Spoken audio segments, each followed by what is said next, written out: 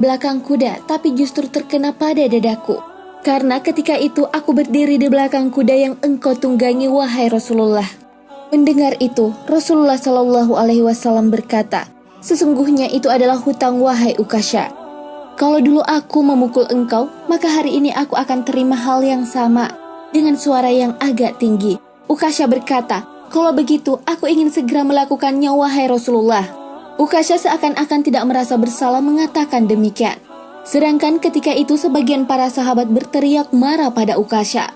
Sungguh engkau tidak berperasaan, Ukasha. Bukankah baginda sedang sakit? Ukasha tidak menghiraukan semua itu.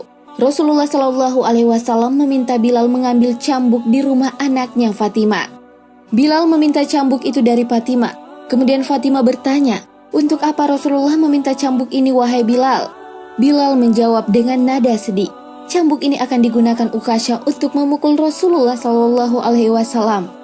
Peranjat dan menangis Fatimah seraya berkata, kenapa Ukasha hendak pukul ayahku Rasulullah?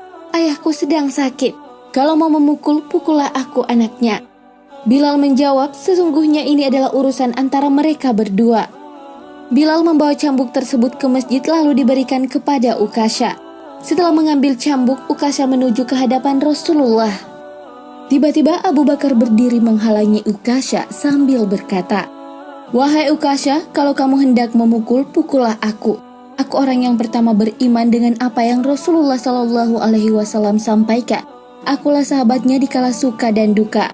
Kalau engkau hendak memukul, maka pukullah aku. Lantas Rasulullah Shallallahu Alaihi Wasallam berkata, duduklah wahai Abu Bakar, ini urusan antara aku dan Ukasha. Ukasha menuju ke hadapan Rasulullah, kemudian Umar berdiri menghalangi Ukasha sambil berkata, Ukasha, kalau engkau mau memukul, pukullah aku. Dulu memang aku tidak suka mendengar nama Muhammad. Bahkan aku pernah berniat untuk menyakitinya. Itu dulu. Sekarang tidak boleh ada seorang pun yang boleh menyakiti Rasulullah Muhammad. Kalau engkau berani menyakiti Rasulullah, maka langkahi dulu mayatku.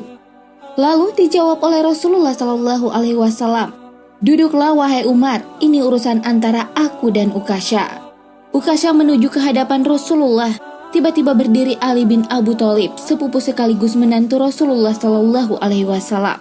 Dia menghalangi Ukasha sambil berkata, Ukasha, pukullah aku saja. Darah yang sama mengalir pada tubuhku ini, wahai Ukasha.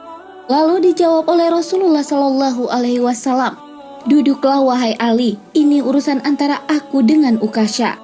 Ukasha pun semakin dekat dengan Rasulullah Shallallahu Alaihi Wasallam. Tiba-tiba tanpa disangka bangkitlah kedua cucu kesayangan Rasulullah Shallallahu Alaihi Wasallam, yaitu